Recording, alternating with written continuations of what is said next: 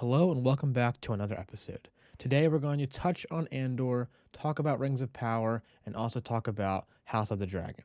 I was cutting it close and I wasn't sure if I was going to release this episode, but on last week's episode I did not get to talk about the most recent episode of House of the Dragon, and now there's two episodes I need to talk about. So that's going to be mainly the focus we're going to go with. I do want to talk about the Rings of Power and touch on Andor briefly. I'm going to start with House of the Dragon because I just got done watching episode 8, so it's still fresh and in my head, and I want to really get into it. First, I will talk about episode 7 since I did not get to talk about that on last week's episode. Episode 7 was a great episode filled with drama and family quarrels, but the good kind.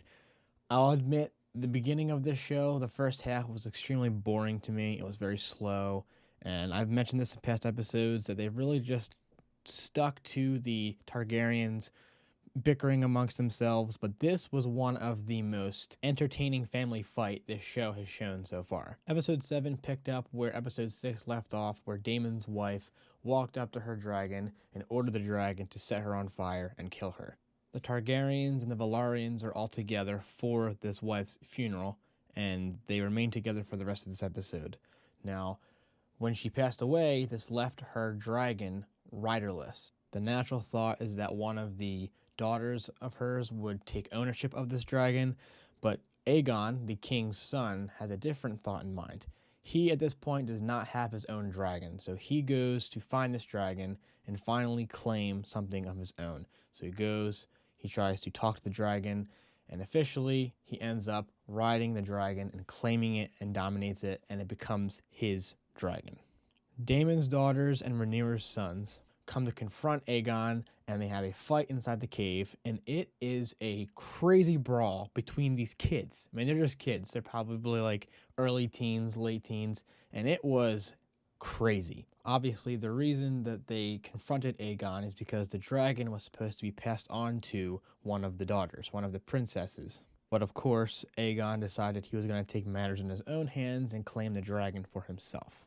Punches are being thrown, the princesses are getting hit, and then all of a sudden one of Rhaenyra's sons whips out a knife and slices Aegon right across the face, taking out his left eye.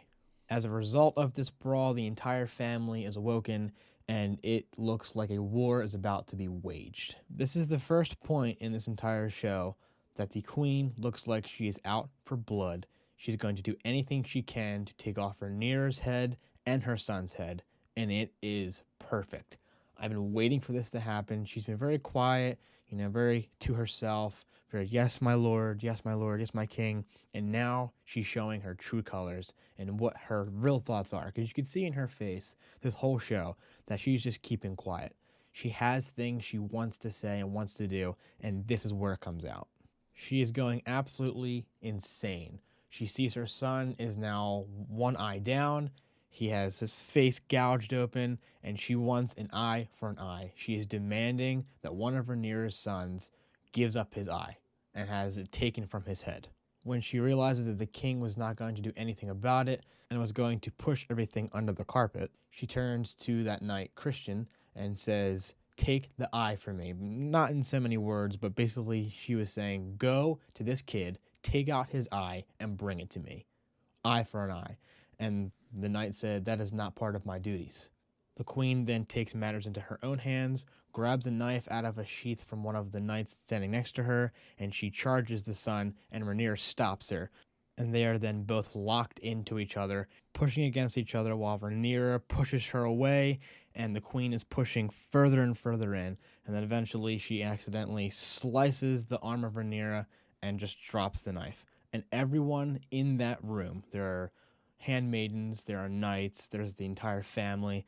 They see who she really is. This right here was my favorite scene of this entire show so far. You get to see the true colors of certain characters. You get to see what really breaks the camel's back, so to speak, and everything is just coming together. Yes, the show was very slow in the beginning, but now halfway through and even getting closer to the end, it's starting to pick up, and it's going to get even more crazy. Another big part of this episode is how Daemon and Rhaenyra end up being together. Rhaenyra's husband no longer really wants to be a part of any of this. He wants an escape. He doesn't want to be a husband. He really didn't want to have this role at all. He wants to be with his manservant, and he wants to go back and be a soldier. That's where he finds his peace, which is what he admitted earlier on in the show. So even though it's not shown in the show, behind closed doors, you could feel out that Damon, Rhaenyra, and Rhaenyra's husband figured out a way for him to have his escape. So they faked his death, and that was insane. I didn't know what was going on, but his body was sliced open and tossed into the fire. And at the end of the episode, you see this guy running to a boat, getting ready to sail away onto a ship, and you see him flip his hood back, and it's him. His head is shaved, and he's going to go back with his manservant, and they're going to be soldiers again. So that leaves Daemon and Rhaenyra, and they end up getting married together. This show is filled with, uncle and niece love. Very strange. I mean, I guess it's not too, unfamiliar, because Game of Thrones was exactly the same with the brothers and sisters, Cersei and Jaime. So, what are you going to do? It's only stranger for this show because you blatantly know right off the bat that he's the uncle and she's the niece. At least with Jon Snow and the Mother of Dragons, you didn't know until later on, after they were, falling in love, that she was the aunt and he was the nephew. So, but moving on to episode 8, Daemon and Rhaenyra are now married. They live at Dragonstone, I believe, and she seems to be pregnant. And then later on in the episode, you see that she had 2 more kids with Daemon. So I'm going to say probably 5 to 7 years have passed. They had 3 kids between them. She already had 2 of her own kids, and he had 2 of his own and 2 daughters. One daughter is with the grandmother, who is the wife of the sea snake. The sea snake seems to be missing in episode 8. We don't know if he's dead or alive, but he's not here. So she is inhabiting his seat on the throne until things are figured out. Now, the sea snake's brother is demanding that the right to rule that area, which I believe is Valyria, is challenged. As it stands, Rhaenyra's youngest son is heir to Valyria, and the sea snake's brother does not want that. It's not sit right with him. Obviously, Rhaenyra's son is not true Valyrian, and he is someone else's son. She slept around with the knight, so it is the knight's son who, got killed in episode 5 or 6, I believe. So he wants to have claim over Valyria. He is true Valyrian blood. His brother was the king, and he feels that he should take over. So this entire episode is focused on that. The entire family reconvenes in King's Landing for this, and they're going to figure out who's going to take the seat of Valyria. I could be wrong. I could be saying it's Valyria and it's not, but if you know what the right answer is, drop it in the comments, let me know, and educate me. In episode 8, this is the worst the king has ever looked. He is actually missing an arm. His entire body is almost 100% shriveled. He's missing chunks out of his side, chunks out of his chest, and he looks like a walking corpse. When Rhaenyra and Daemon arrive at King's Landing, they go to see the king first, and he is obviously not in his right mind. They keep giving him milk of the poppy, the Grand Maesters do, so he's not really there, and he's like, who is before me? And he doesn't really understand who's in front of him. He's not really grasping what's going on, and then he's coming to, he's realizing, okay, Rhaenyra's in front of me. Daemon's in front of me. My brother's in front of me. So it's very obvious that they're giving him a lot of drugs to make him, cope with the pain better. But it's also making him not in his right mind whatsoever. But when Rhaenyra goes to see him, it sparks something in his head, and he wants to get up off the bed. He wants to go into the throne room. So when the proceedings are going on with trying to figure out who's going to take the throne of Valyria, the sea snake's brother is saying his piece, and then Rhaenyra is in the middle of saying hers, and then the most surprising thing happened, and the king walks with his cane, shriveled body, and he walks into the throne room, and everyone just has their eyes wide open and their jaw just drops. They could not believe that the king, who has been bedridden for months and months and probably years, just decided to show up. And he comes in and he said, I will sit on my throne today. And he goes and Daemon goes and helps him sit on his throne. And he goes, I'm confused why I'm here, since the heir to Valaria is already known. Basically saying, whatever everyone else is saying doesn't matter. I'm the king of the Seven Kingdoms. My grandson is heir to Valaria, and that's how it's going to be. It had already been established years prior that that grandson was going to be heir to the throne. So why was this proceeding going on? And that was what he was trying to figure out. Like, why is this happening? He is already the heir to that throne. Well, this just put a rut in the Queen's plan, the High Tower's plan, the Hand, and the brother of the Sea Snake. Literally just ruined all of that. The Sea Snake's brother wasn't having it. He just was outraged, started shouting, saying, how could you say this? You can run your house the way you want to and let me run my house the way I want to. And I am the rightful heir to that throne. He then continued to get more and more heated and then blatantly just pointed out the fact that Rhaenyra's sons are not pure Valyrian. And then he continues to get ready to say that famous B word. And right before he says it, he stops and Daemon goes, go ahead, say it. So he screams it at the top of his lungs, and then he calls Rhaenyra a bad word I will not say on this podcast. And then the king stands up and struggles to stand, and he takes out his knife, and he says, I'm going to take your tongue for that. And then a split second, Daemon chops the guy's head straight in half. And then he says, he can keep his tongue. Daemon just continues to be my favorite character of this entire show. Everything he does is just so good. I love that he just walked up and just said, you know what? No, I'm chopping this dude's head off. He's the best. He's my favorite character. I loved Matt Smith before. Matt Smith was the character of Doctor Who. I think he was the 11th Doctor or 12th Doctor, whichever one. And I loved him as Doctor Who. And then he was also in the show The Crown. And there's a little bunny trail, but I love Matt Smith already. And then that he made him Daemon. And this is the best show he's ever been in, I think. I mean, he was great in Doctor Who, but this is the perfect part for him. And he continues to be the best character. Okay, I digress. Exciting rant over. After the proceedings, that night, the entire family got to dinner and sat down as a family for the first time in many, many years. The king stands up and he wants everything to be mended. He noticed that there is a huge rift within everyone in the family and everyone is just in their separate corners of the world. And he takes off the half of his mask and you can see that his right eye is just gone. It rotted out of his head and there's an entire hole in his cheek. And he goes, I want you to see me as I am. And he wants everyone else to just make amends and just burn the bridges. And he's claiming that I am not long for this world. I will not be walking on this world much longer. So while I'm here, mend these bridges. So everyone takes turns and they're mending their bridges. The queen stands up, says something. Rhaenyra stands up and says something. And each of his sons and his grandsons say things back and forth. And then the entire time, Aegon is just sitting there with his eye patch, just staring at the grandson that took his eye. And he's just doing all these things. And I'm just waiting for him to snap. In this episode, I have the entire time, when you see him in the background, waiting for him to snap. He eventually stands up and makes a toast to his nephews, or Rhaenyra's sons' health, and saying how strong they are. And he keeps saying how strong they are and toasting to their strength. And Rhaenyra's oldest son doesn't like that. So he finally goes up to Aegon, just clocks him across the face, and then everyone disperses and goes to their rooms. At the end of the episode, the king is lying in his bed, and it seems like this is going to be his last moments.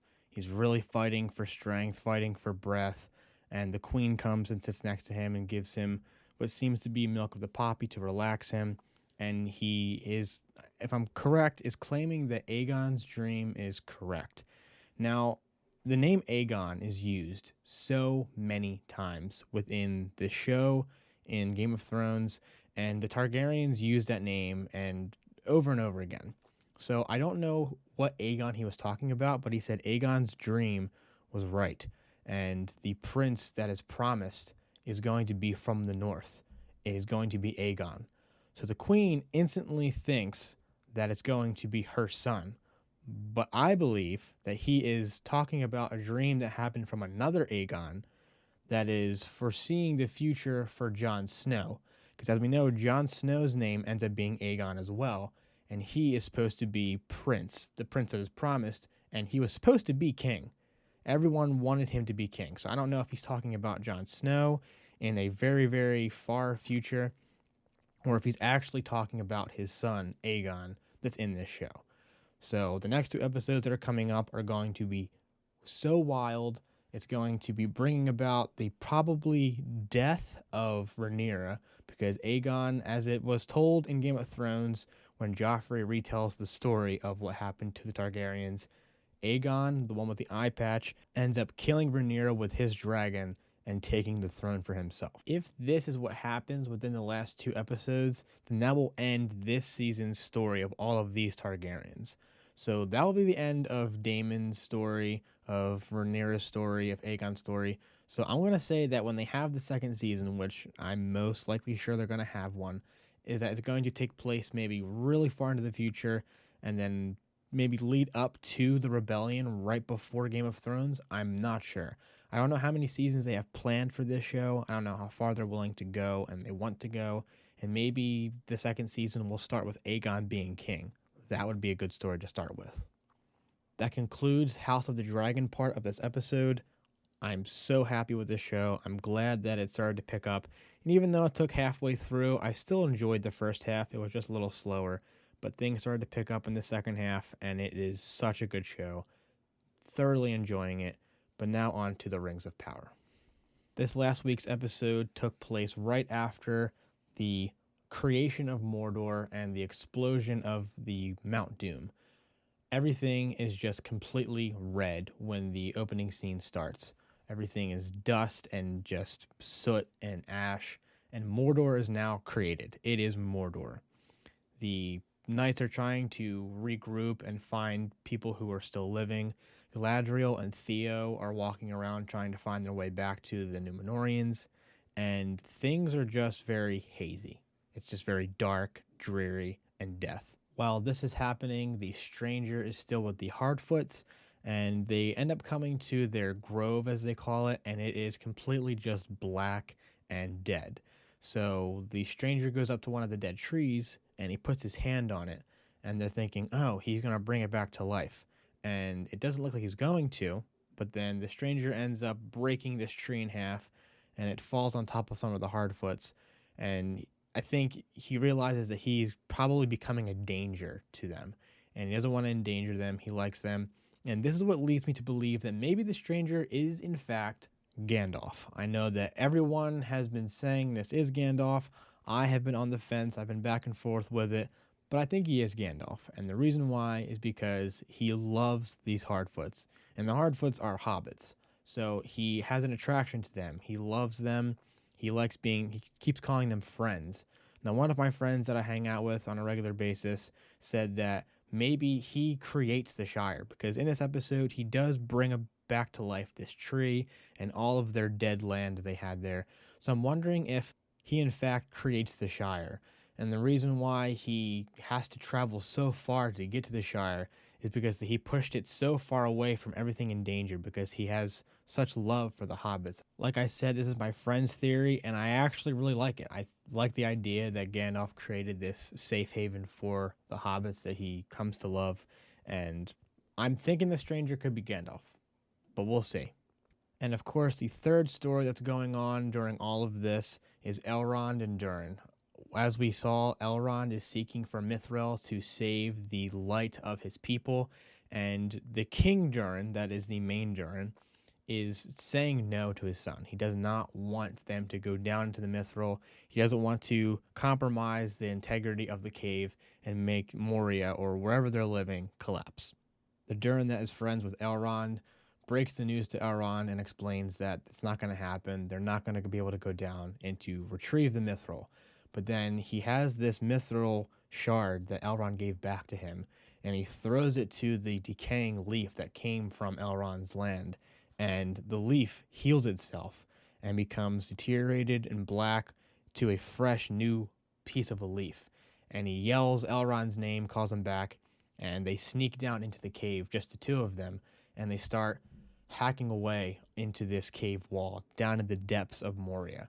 And they peek their heads in and they see this entire mithril vein all inside of this cave. Just an overabundance of mithril. King Jern then arrives where they are at down in the depths of the cave and demands that they stop and is outraged that they did this without his knowledge and against his will. He and his son then argue, and he goes up to Dern and takes off, I believe, his like medallion or something that marks that he is the prince, and is basically saying, "You're no son of mine. You've disgraced me. You went against my wishes, and you potentially are no longer my heir." Of course, I'm putting words into their mouths. I don't know if that's actually what that statement was. He said that you'll no longer need your medallion or the chest piece that he had on him. So I don't know if he's saying you're no longer my heir, or if he's just saying you have no right to wear the family crest if you're going to disregard what I tell you to do. And that basically leaves everything that happens between Dern and his father and Elrond. Lady Galadriel and Theo finally end up finding their way to the encampment where the Númenóreans landed, and they find out that Helbrand is still alive and he's wounded. And Galadriel ends up taking Helbrand to Lindon, which is an elf encampment, elf city or whatever. And this is where I believe Helbrand is Sauron. From the things that I've read, it seems that Sauron pretends to be a friend of the elves.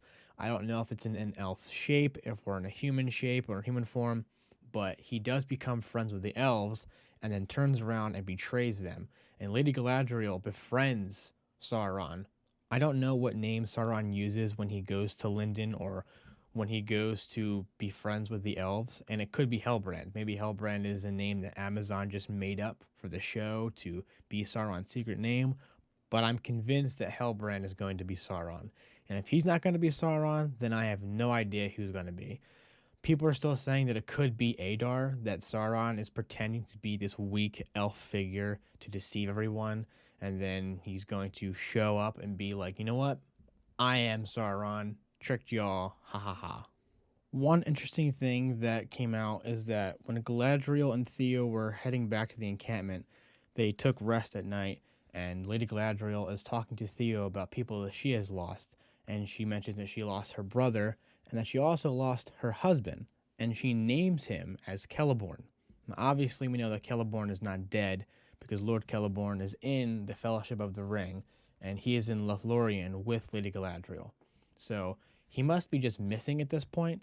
I think she is mentioning that when the brother and Celeborn went to go fight Sauron before this show, that they went missing. Obviously, the brother was actually killed. We saw his body in the beginning of this show, but I guess Celeborn is missing at this point. So maybe in season 2 or 3 or whenever, we'll find out what happens with Celeborn. But that was really cool that they did a name drop like that.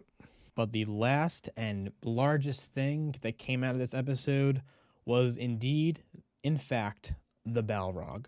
At the end of the episode, King Durin goes down to the cave and covers up the hole that his son and Elrond made looking for the mithril, and then the camera just drops down to the bottom of the cave into the darkness, and then you see fire just totally ascend, and you see the Balrog's face. I'm so excited, and I hope that he is in the next episode. Obviously, we know that the Balrog is labeled Durin's Bane. So the Balrog ends up killing Durin. Not King Durin, but I believe he will end up killing the Durin that we know who is friends with Elrond. So that's going to be interesting. I don't know if that's going to have to be in season 2 because they can't kill off Durin in this season. There's a lot they're going to have to cram into, and they have one episode left, so I'm going to have to say that they're going to save this for that second season, and I'm just excited for it. But we still have one episode to go, which I'm very sad to see. I've been enjoying watching this show every week, to my surprise, and I really wish there was more than one episode to go. But that is it for the Lord of the Rings piece of this episode. And now briefly to Andor, just something I'm just kind of disappointed in. I mean, I know we have 12 episodes of this Star Wars show, but that does not mean that we have to have 5 long and boring episodes. The third episode was kind of exciting. There was some action to it, but action doesn't need to be in a show for it to be good. there can be a good story, but there's not a good story going on right now. And I know a lot of people hate this opinion. People are very upset that people don't like the show, but I have the same feeling for people who don't like Lord of the Rings, I guess. So I guess I understand their feelings, but Andor is just not doing it for me right now. I mean, why do we have to be 5 episodes in and be a snooze fest? At least with House of the Dragon, it was slow, but there was a story being told there. This, I mean, this 5th episode was just such a waste of an episode. We're literally just sitting there slowly preparing for what's going to happen in episode 6. And this whole episode that was, I think, about 50 minutes long, maybe 45 minutes long, could have been, told in 15 minutes, maybe even 10. Just very boring. If this is what the show is going to be like for the next, 2 months, it's going to be a long 2 months. And I might just stop watching Andor if it's going to get like this every week. I've been enjoying House of the Dragon and Rings of Power, and I'm going to be very sad when they end. But that ends this episode for today. I thank you for listening. I hope to have another episode out maybe next week or maybe the week after when Rings of Power and House of the Dragon have their season finales. But if you watch us on YouTube, please like and subscribe, and I will catch you on the next Finklecast.